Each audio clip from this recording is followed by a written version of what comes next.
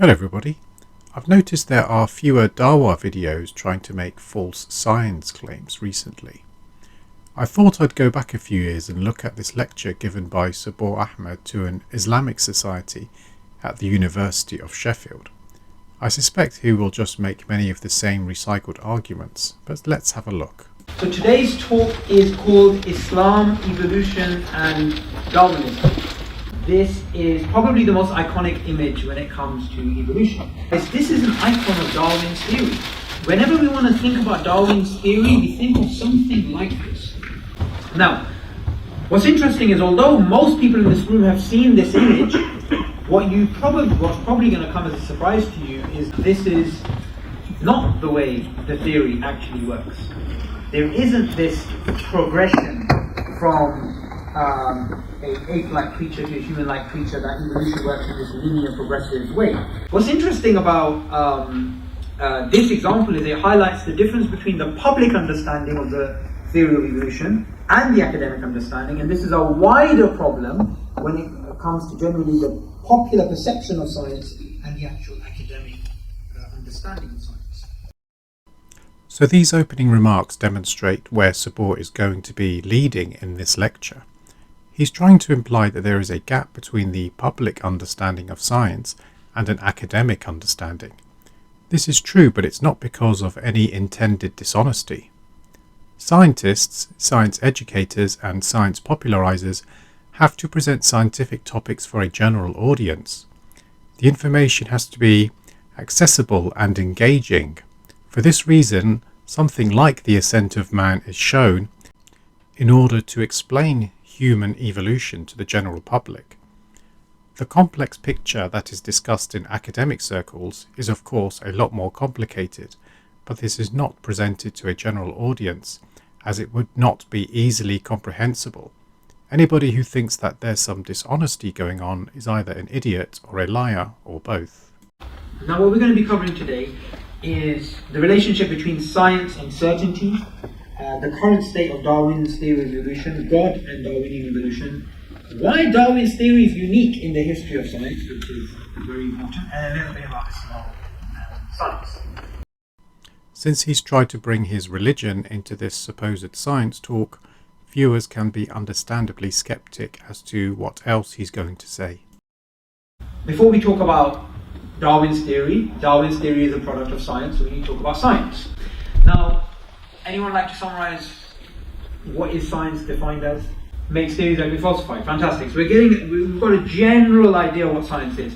However, when you look at the philosophy of science, which is like a meta level, scientist is the subject for the philosophers. That's the difference between the philosophy of science and science. Now, although this is a very popular idea of the way that science actually works, there's no clear consensus on what exactly science is.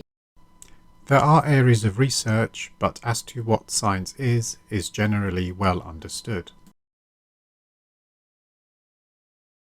Why is science amazing? Because it works. So we can go to the moon based upon science. Now, one of the things which makes science amazing is not only that it works, is that it can fundamentally change. It can radically change.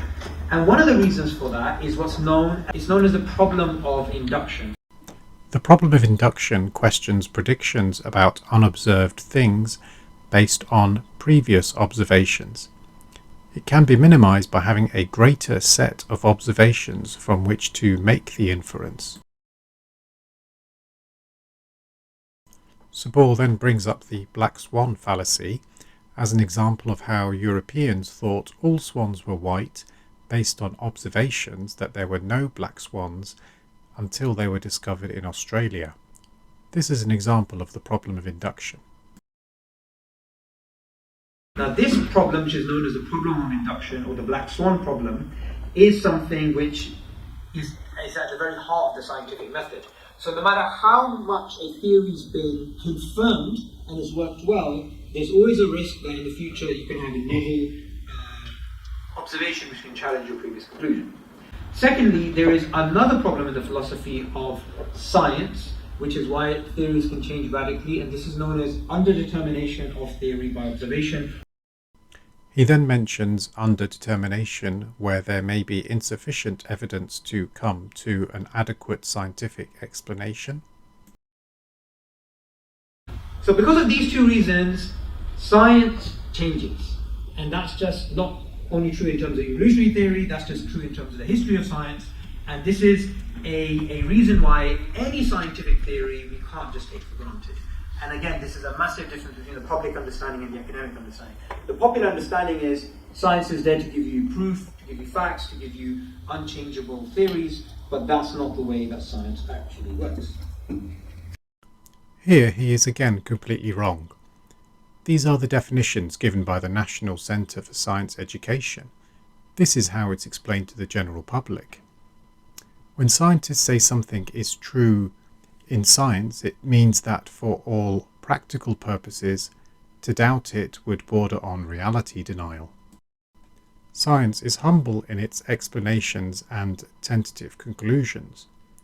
Religion isn't remotely humble in its conclusions. Science is more than observations. Science is when you make an inference based upon observations. So the observations themselves are not going to change regardless of what we're going to view in the future, but the theories that are based upon them can do so. Now, a classical example is of a massive change in a theory is from the Newtonian model to the Einsteinian model. Now, like I said before, Newton's model worked really well for like 200 years, right? However, Einstein came along and he basically flipped the whole script. He said, you know what, we're going to have to change the definition of mass. No, that is not what happened. Here's an explanation from physicists on the physics stack exchange. Newton's laws of motion work today just as well as they did at the time, and that's because they make predictions as long as we are not approaching the speed of light or in circumstances where the gravity is too strong.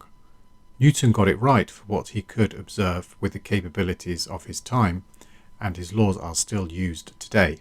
Likewise, theories work even when they're wrong. So we can still go to other planets based upon Newtonian mechanics. Theories work even when they're wrong is a statement that demonstrates just how absolutely clueless he is. Let me try and demonstrate how theories work. Remember from the definition given by the National Centre for Science Education that a theory is a well-substantiated explanation of some aspect of the natural world that can incorporate facts, laws, inferences, and tested hypotheses. In this example I've drawn, we first have facts 1 and 2. Theory 1 explains them well and makes predictions that can be tested. We then have a discovery of a third fact, which is fact 3, but theory 1 is not able to explain fact 3. We therefore need a new theory that explains all 3 facts. This is theory 2. Theory 1 was valid when we had limited facts. Also note theory 2 has to explain all the known facts and not just the new ones, so theory 2 is more robust than theory 1. Nitrogen was discovered using the theory of phlogiston, a theory in chemistry which turned out to be completely false. The phlogiston theory did not predict the existence of nitrogen, but nitrogen was isolated during experiments to test phlogiston theory. He then gives further examples of how science has changed over time as to weaken the credibility of science when it is in fact one of its strengths. Likewise, and this is again a difference between the public understanding and the academic understanding, even the terms we use in terms of the layman, right? We say, oh, there's no scientific proof for that, right?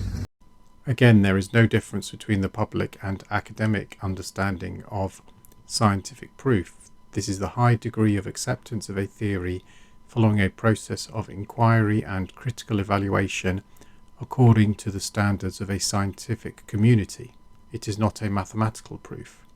There is a lot of, and I'm going to go in the end in terms of the propaganda, the why the difference between the public and the academic differences actually exists. It's not just a coincidence, you know. There is obviously a public and an academic misunderstanding when it comes to science in general. There is no misunderstanding. There are differences based mainly on the complexity of the scientific topics. Science popularizers try their best to help the public understand science. Assume you are in front of a hardcore Darwinist who is basically saying Darwin's theory is not just a valid scientific theory, it is actually something that we know to be true, literally. So he's speaking way beyond what academia says. Can you give an example where anybody has said that Darwin's theory is literally true and not just scientifically true? Or is this another one of your stupid straw man tactics?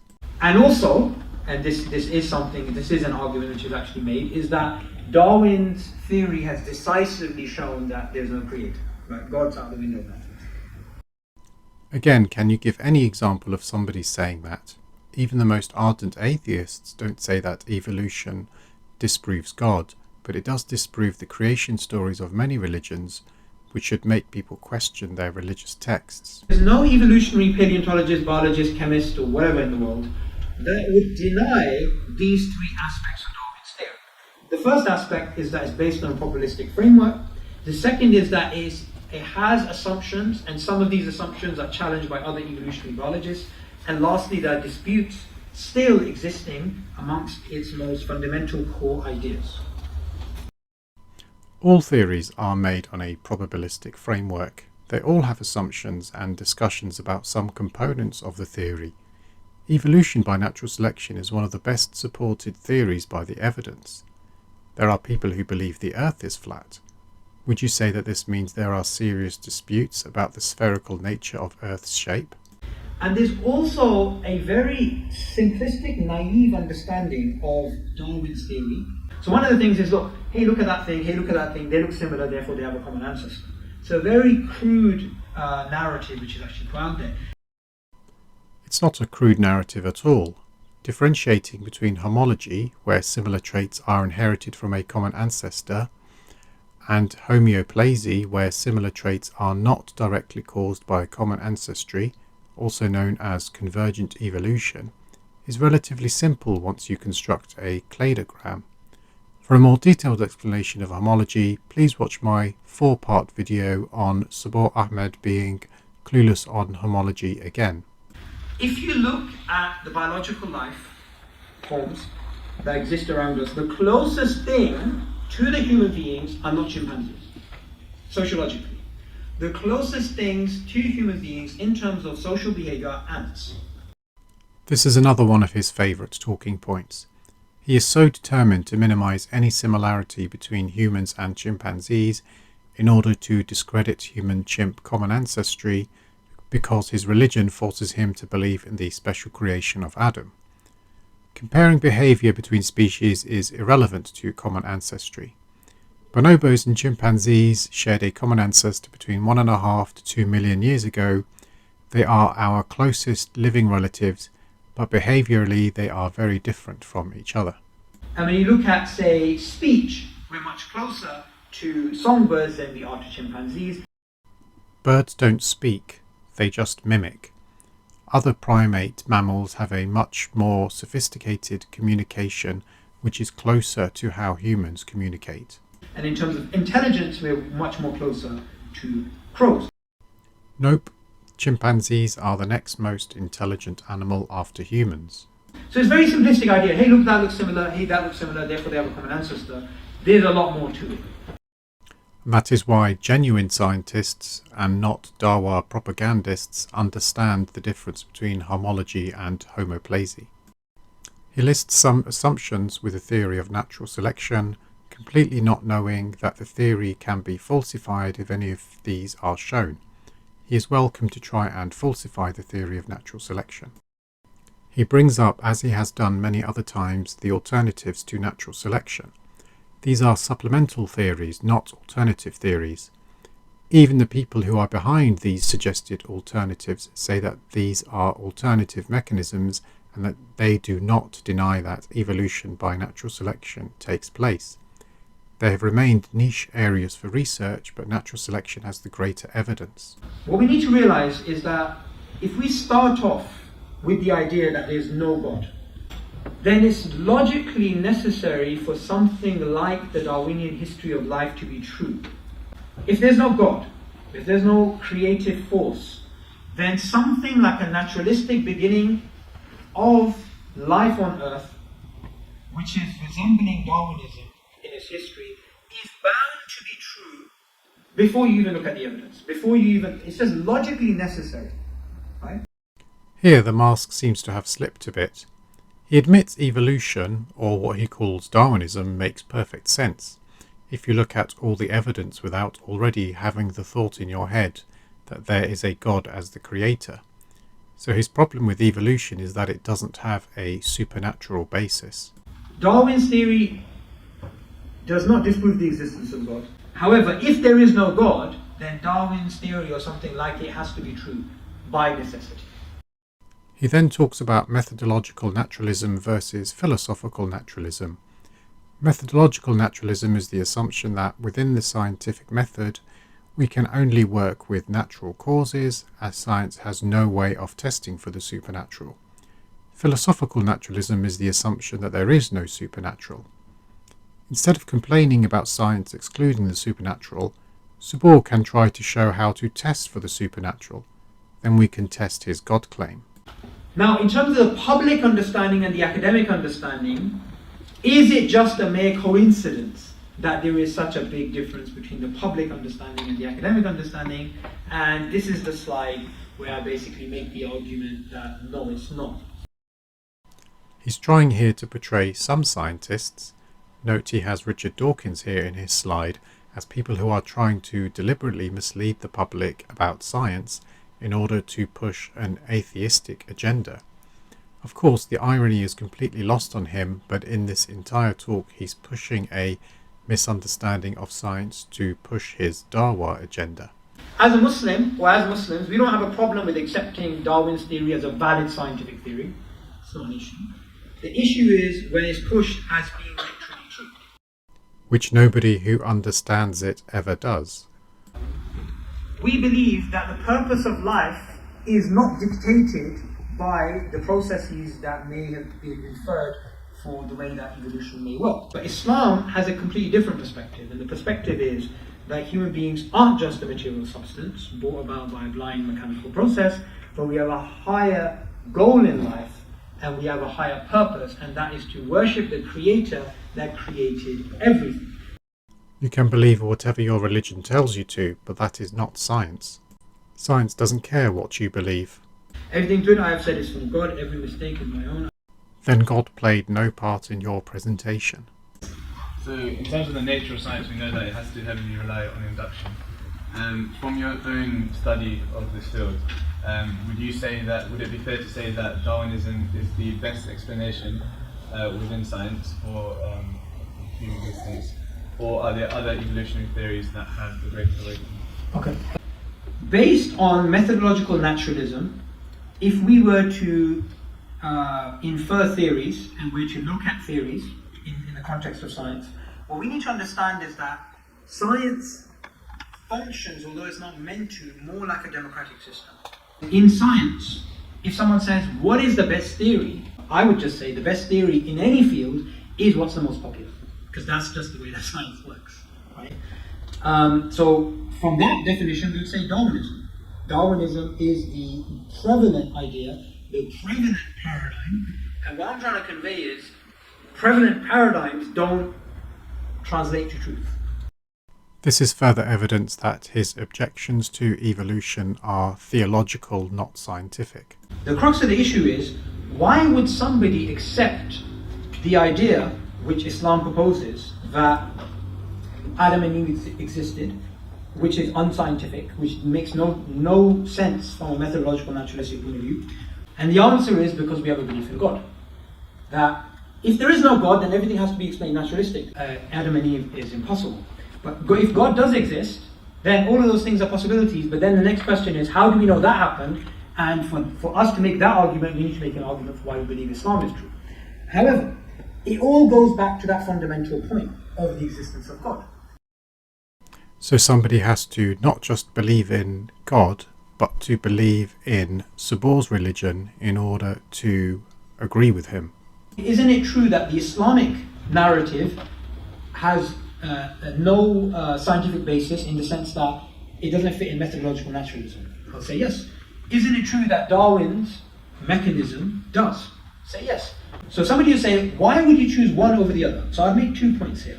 The first point I'd make is there's a false dichotomy, because No one is saying in the scientific community that Darwin's theory is absolutely true and is literally true. What? Has he realised he has completely contradicted what he had been saying earlier? So it's a false thing to pit religion versus science. But on a second level, well, why would you still accept religious miracles as opposed to taking naturalistic understandings of every type of phenomenon, right? And that's where the question really gets down to, well, do you believe in God or not? Because if you believe in God, then those types of things are possible. If you don't, then there has to be a naturalistic understanding. And the same thing could be said for anybody who believes any supernatural entity in any cult or religion. Why should any of these supernatural, unfalsifiable claims be taken seriously? Biology is not supposed to be a battlefield between theists and deists and atheists. It's not. But it's become like that within this field. That is because you seek to create confusion about science in order to further your religious propaganda. Thank you for watching, and please let me know what you think in the comments section.